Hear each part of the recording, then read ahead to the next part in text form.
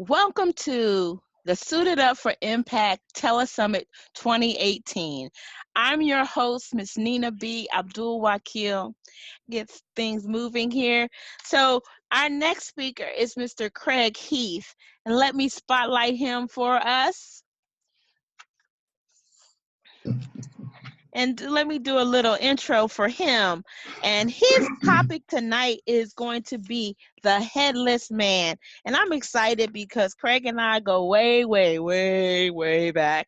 Uh, we actually attended the same high school in Kansas City, Missouri, and we ended up in the same college, then called the University of Missouri Rolla in Rolla, Missouri. But I'm thankful that God has allowed us to be connected even at this point in our lives. Craig, obviously, he is originally from Kansas City, Missouri, and currently resides in Fayetteville, Georgia, which is outside the Atlanta, Georgia metropolitan area. He and his wife, Peggy, who I also know, have been married for almost 36 years. Oh, my goodness. And they have 3 daughters.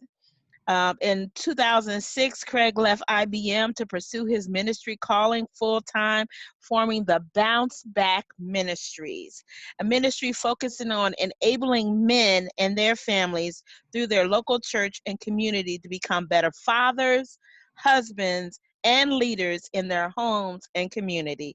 The goal of the Bounce Back Ministry is to advance the kingdom one man at a time. Welcome to the Suited Up for Impact Telesummit, Mr. Craig Heath. Well, thank you so much.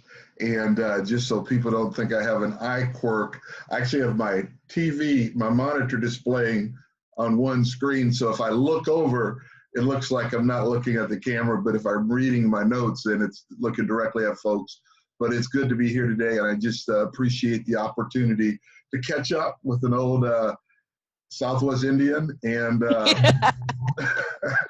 and I'm excited just to be here with these young men as they share the word of God and encourage the hearts of men and their families. So your topic tonight is the headless man. What is the headless man? The headless man. Okay, I've got a lot of words that describe it, but I also can just say it like this: is the headless man is essentially a man who has no one who is providing any kind of leadership. And so the subtitle, in fact, of the message today, or this thought today, is the headless man, the disturbing reality of a leaderless society. Because what we find is that we have so many men that are going through life trying to go to school, get a job, marry, do all those things, but really have no one who has modeled the way.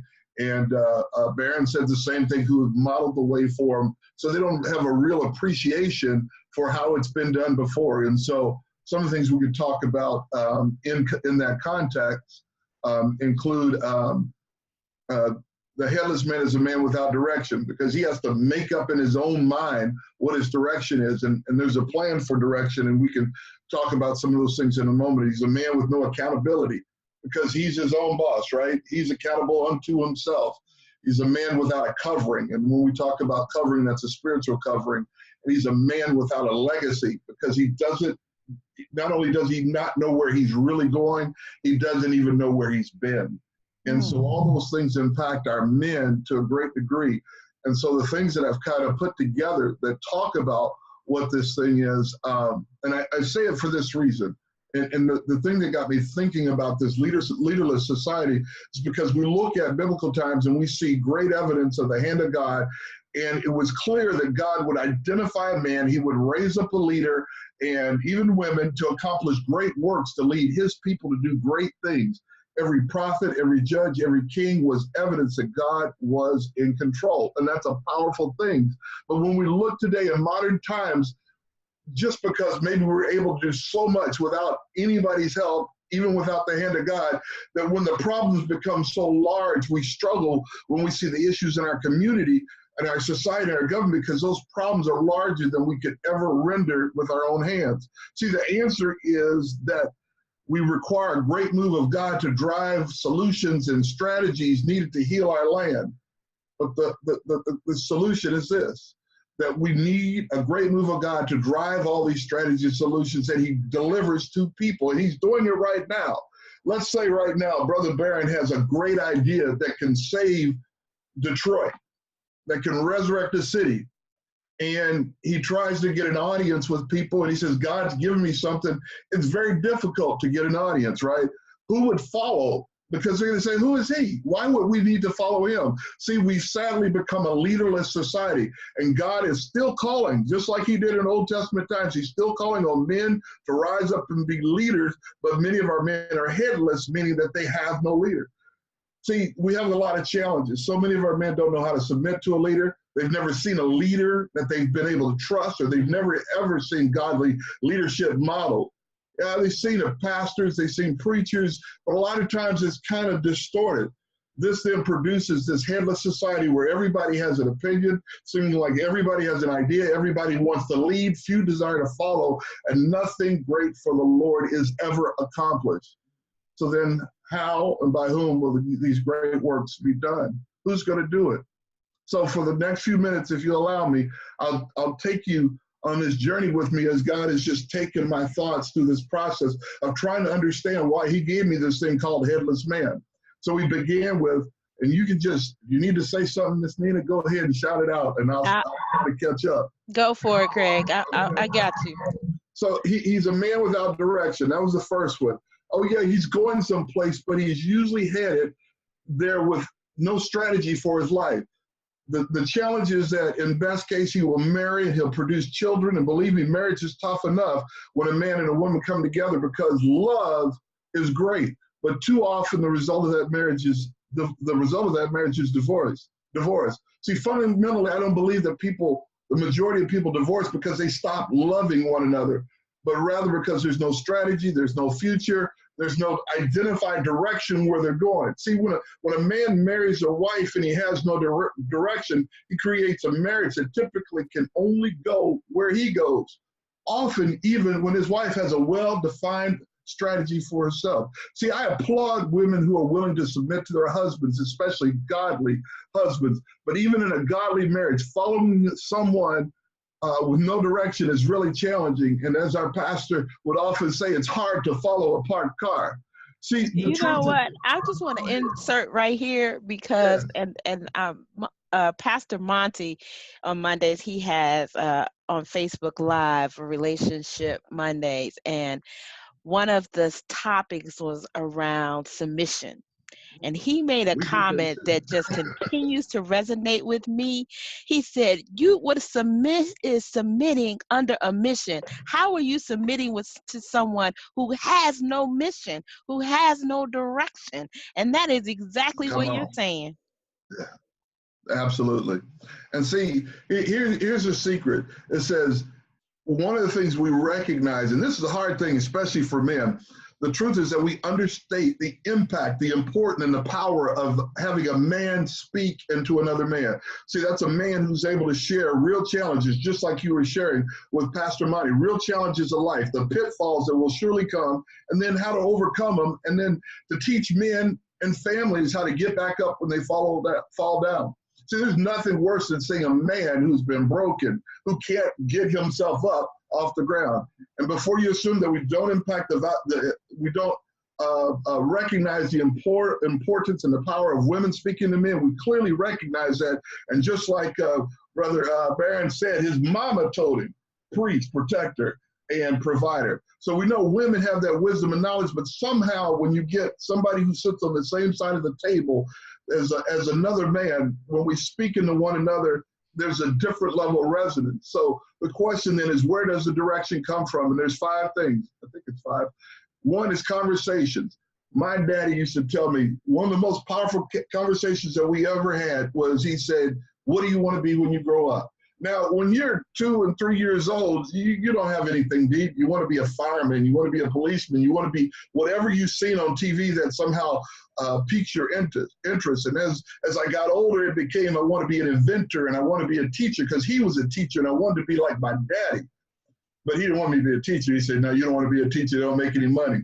But the real truth was, these questions year after year helped me hone my focus until finally I became an engineer, a decision that I reached on my own, but was guided year after year by my father. See, those basic questions are an example of explicitly providing directions to our sons and our daughters that will help them shape the course of their own lives. See, the goal is to gently lead our children to developing their own sense of self-purpose and importance on their own. But implicit guiding is equally important. See, implicit direction is based on the modeling behavior. While my father could not model the attributes of being an engineer because he was a musician, he was able to model attributes of being a man, a father, and a husband.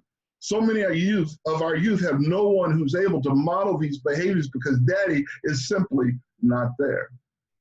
The second area that we'll talk about just briefly, because it's a whole topic in itself, is vision.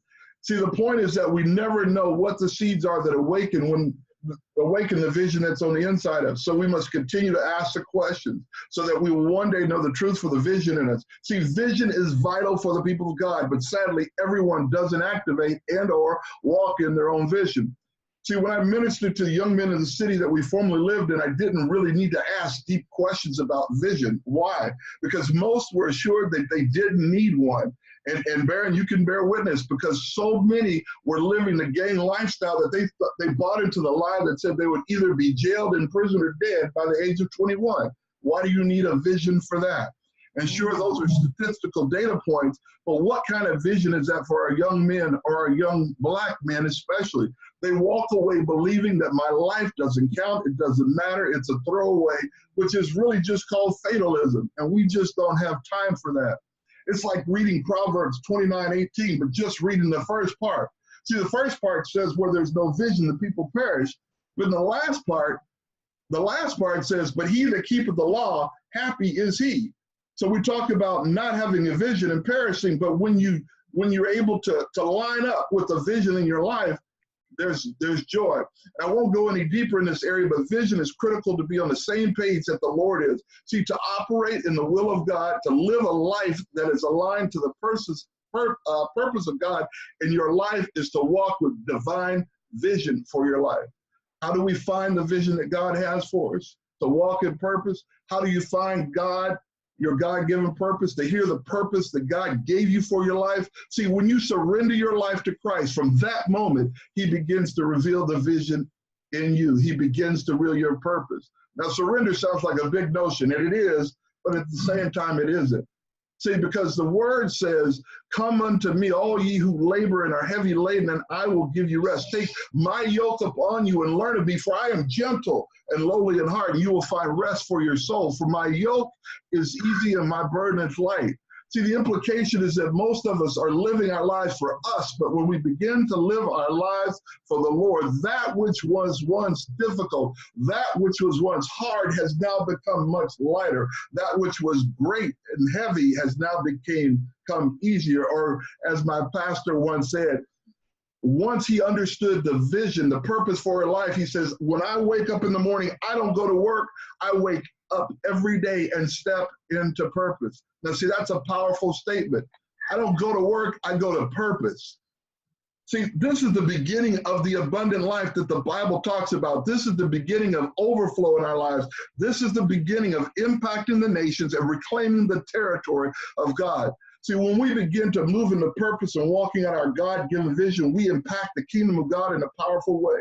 And we equally impact our own lives as we move into that which we were anointed for from the foundation of the world. And one more thing on vision. The word says this: before I formed you in your womb, I knew you. Before you were born, I sanctified you. I ordained you as a prophet to the nations. Why is that important? See, the truth is that before you were born, you already knew who you were. Now, let me say it again, because you're going to be confused. See, the truth is that before you were born, you already knew who you were. The problem is that you knew what your purpose was, but once you were born in the flesh and no longer just spirit, you became like a seed that contains every aspect of what it will look like, whether it is a mighty oak or a tall pine tree. We were born with a seed of purpose, a purpose that we often spend our whole life looking for or running from. See, the purpose is God-breathed. It is your reason to be. Or let me say it as my pastor says, it matters that you were born. Live in purpose, die empty. Now, you hear me keep saying my pastor said, because my pastor was a bad brother. He died this last year, January 15th. But he spoke some things that were so powerful that it affected nations. And it's the kind of things that we all want to leave, and it connects to the topic I haven't got to yet, but it talks about legacy, is that when you leave, it doesn't matter if there's a great statue of you. What matters is that the things that God has put in you have been put out on the table, poured out into the people of God. So that is what carries on after you die. So he said, it matters that you were born, live in purpose, and then die empty. Baron already talked about model behavior, and I'll simply say this: you become what you see. See, there's a lot of reasons that modeling is important, but the challenge for so many families, because daddy isn't there, there's no man in the house, you can't model fatherhood, you can't model what a daddy's like, you can't model a husband relationship when mama's the only one parenting the children. We're not fussing at moms, it's just the way it is, but so many of our kids don't have that model. Or the other side of it is there's too many men in the house. And I've talked to a lot of brothers who have said this: my mom always had so many people over the house, I didn't know who was supposed to be my daddy. And so I grew up doing the exact same thing I saw my mom doing with these other men. And I was in other women's bedrooms, even though they're kids, and I wasn't the daddy, and I'm sleeping overnight. They see all these things. Or even when the man's at home, but he's just disconnected. He's not in tune with his family. See, sometimes we think all we do is provide, and we got to do the rest of it too. We got to do the priest part as well. We got to do the protector part. And then there's this thing, I wish there was a better word for it, but this helps everybody understand the notion, and that's the baby daddy scenario.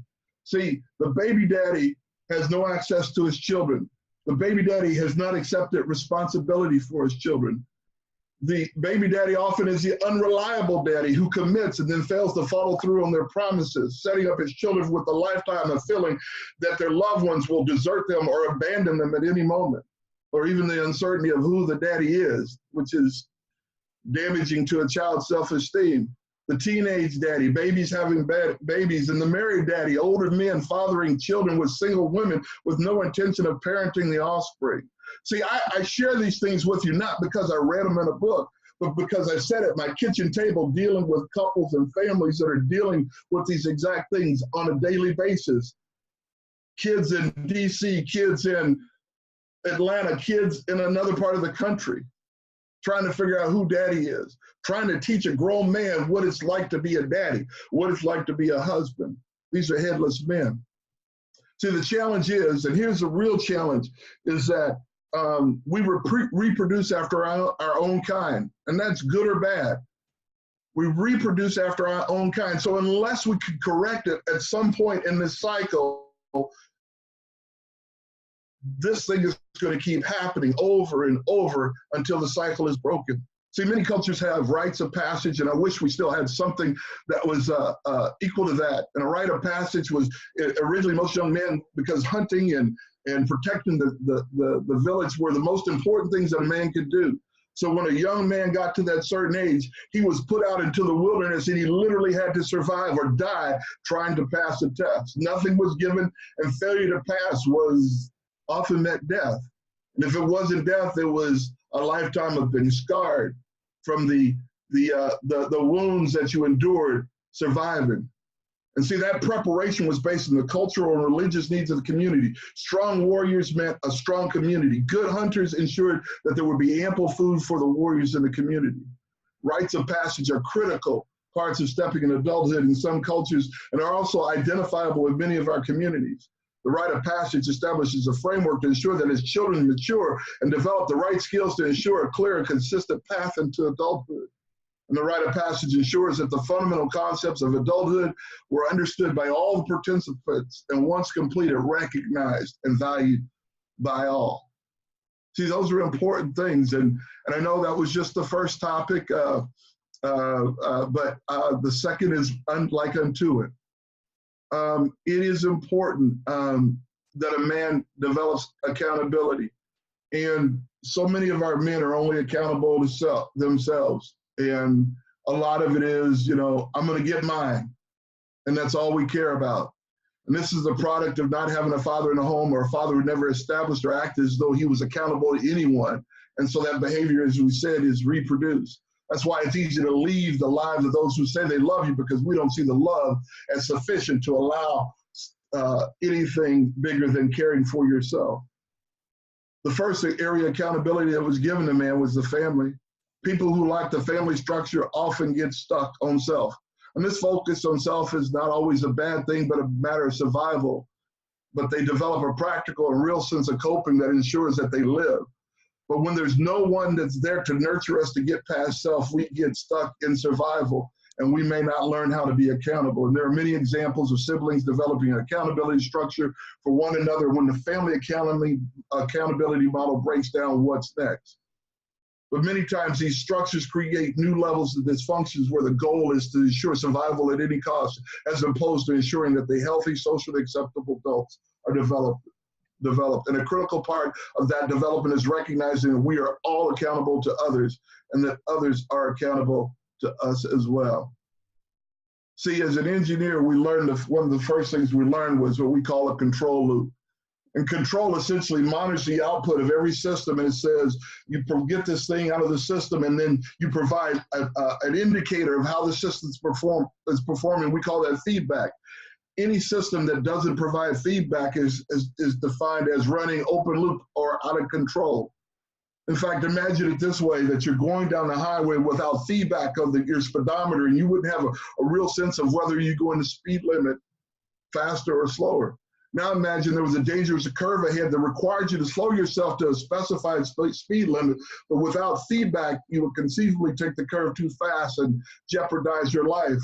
Now imagine that you're not the only one in the car, that those riding in the car with you are your wife and your children, your loved ones. That's the thing that we're dealing with. Accountability teaches us to develop a feedback model that helps us become better than ourselves. Why? Because none of us has all the answers, and accountability provides us rich and valuable information to correct our course.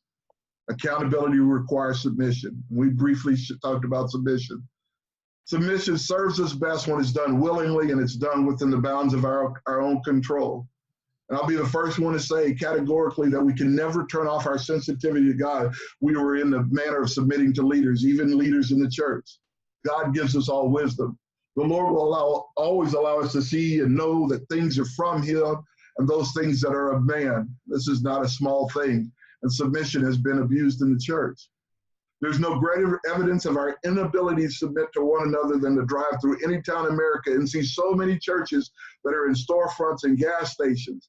There appears to be no great vision connecting them in the community, and people are perishing right under the nose because no leader is willing to submit to another leader to accomplish a great work. In fact, the last time I was in Kansas City, it was crazy. One of the last times, I was driving down the street on the way to a hardware store to fix something at my parents' home, and I saw a small parade. It was a parade that was being held in protest of somebody. And when I say small, it was about 20 to 25 people. But see, the problem was the impact. If you're going to protest something, you're going to have a parade, whatever it is, you got to do it to create an impact. And maybe their concern was valid, but they were so small that most people just sped on by, never noticing that there's this group marching on the side of the road. It's like throwing a pebble in a large body of water, and yep, there's ripples in the water, but quickly they dissipate. I still wonder to this day what they accomplished.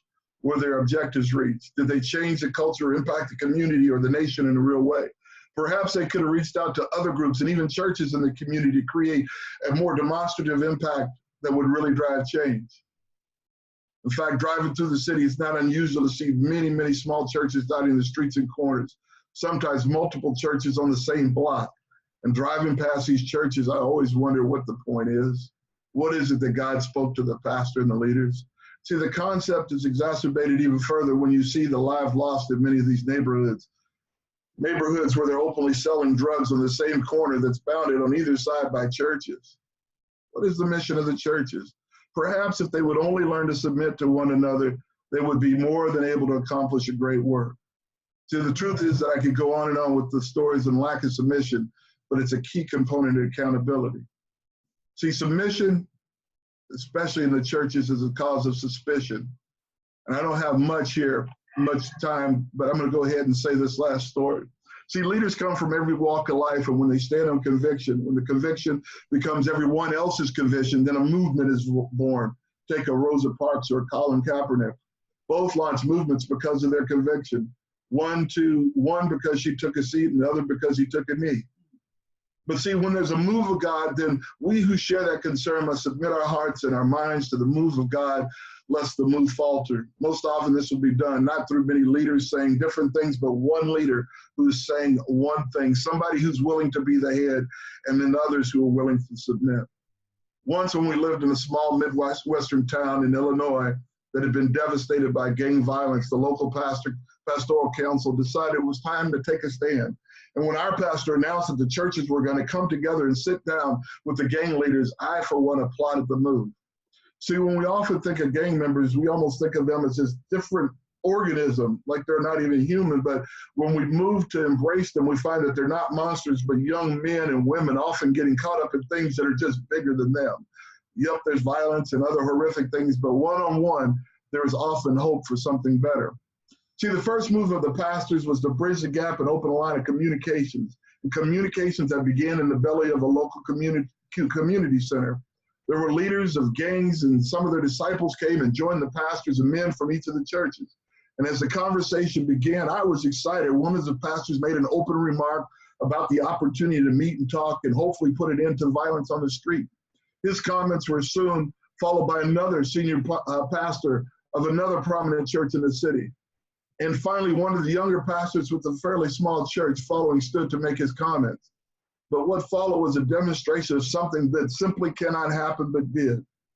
But it happens because there was really no submission. Rather than hearing him out, it was done by others in the room. He was cut off by one of the senior pastors. And the thought was this: let's let the young men speak now. And that response was met with the very combative, well, you got to speak, why can't I speak? Needless to say, after a few rounds back and forth, the gang members just hung their head and walked away. Embarrassed, the pastors all decided that we would dismiss and try again later, and later never come. So many lives have been lost, and so many kids, even from our own church, as a result of leaders, church leaders, God's people, not being willing to submit to other God people. Everybody wanted to be heard. Everybody wanted to have a voice. So I'll stop there, but that's the headless man. And I guess I'll say this: true leadership must be preceded by a walk with true fellowship. Everybody wants to lead, but I think it has to be predicated with learning how to follow. I'll stop there, Miss Nina. Wait a minute, I'm writing that last line down. True leadership must be preceded by true fellowship. Yep.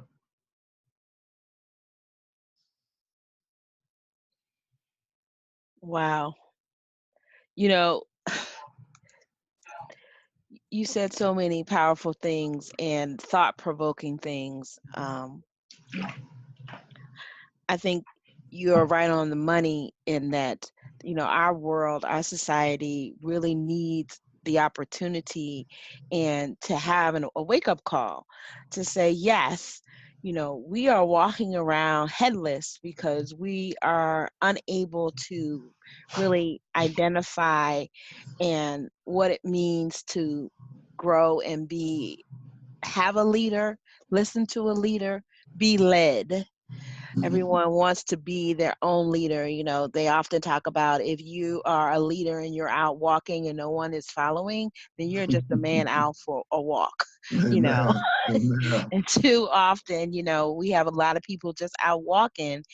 And even in this space that I have entered in based on what God's calling me to do with the speaking and coach and writing and coaching, it's clear to me that I need to be following someone. I have coaches, people I'm learning from. I am open to words of wisdom and insights so that I can then be impactful in what I'm called to do on my assignment.